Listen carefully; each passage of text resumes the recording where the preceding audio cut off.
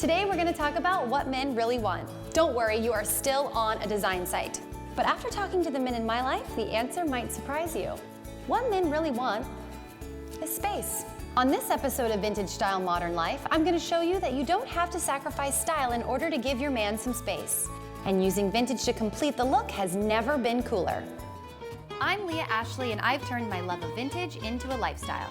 Whether it's a flea market, garage sale, or your grandma's closet, I live for a good treasure hunt. I believe that adding antiques and unique vintage finds into your decor brings your space to life and gives your home its soul. And it's my mission to share this passion of how to find the balance between old and new, and to show you how to incorporate vintage into your home, no matter your design style.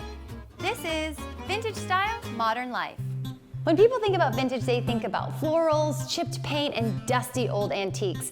But today we're going to take a look at the masculine side of vintage, and I'm going to show you how to create a space that is both totally rad and totally versatile. And this space is going to have to pull double duty. Man cave by day, garage by night. By choosing traditional pieces that already have an old world feel, this hangout space is going to be equally as functional as it is cool, proving that vintage isn't just for granny anymore. With a growing family, space around my house can be tight. And when we bought this house, I promised my husband that I would create a space for him and the cars. Now you're probably wondering why I care what his man space looks like.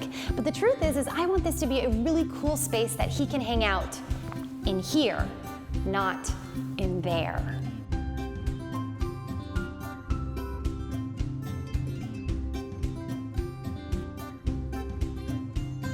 As soon as I came across this Chesterfield sofa on the Design Network, I knew it would be the perfect start to this space. Its dramatic design is timeless, and it evokes an old world feel that could transport you to some of the world's coolest men's clubs from a time long since past. The aged leather is only going to get better with time, and the casters make it easy to move, which is perfect for this dual-use space. Now that the sofa is in place, it is time to have a little bit of fun. Nothing jazzes up a blank wall like art, and we are going to create a gallery wall today. Now they can be a little tricky to install, but luckily I have a few tips and tricks on how to do it easily. My first tip is to pick art that you love.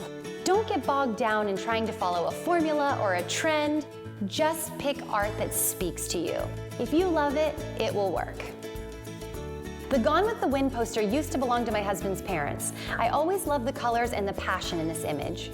The Sailor is a painting that used to hang in my husband's childhood room. It only felt appropriate to bring it back into his grown-up space.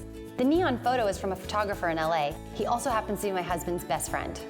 It's of a gentleman's club, so it seemed appropriate. Gallery walls can be a pain to install, especially if you are doing it by yourself. The easiest way to install a gallery wall is to take some paper and trace around each frame. Cut out the picture and then using some Scotch tape, play with the arrangement of the frames on the wall. Don't stop until you're super happy with where they all live. Once in place, nail a nail right through the paper. Hang the picture and then rip the paper off the nail. Voila!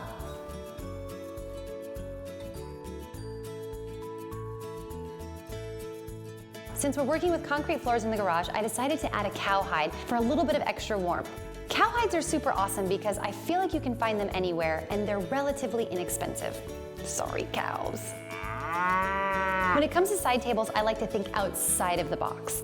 In this case though, it is a box. It's a giant filing cabinet, which in theory is a great idea because my husband can put all of his files and special papers in there. But when it came to moving it, that's another story. The old filing cabinet is not only cool, the color is everything, but it's super functional and holds all of my husband's important files. It's also going to make a great little bar. More on that in just a bit. Since we don't have a lot of space for a bulky coffee table, I decided to add this little rattan bench. Now adding a bench in place of a coffee table is a great way to add extra seating and also save some space.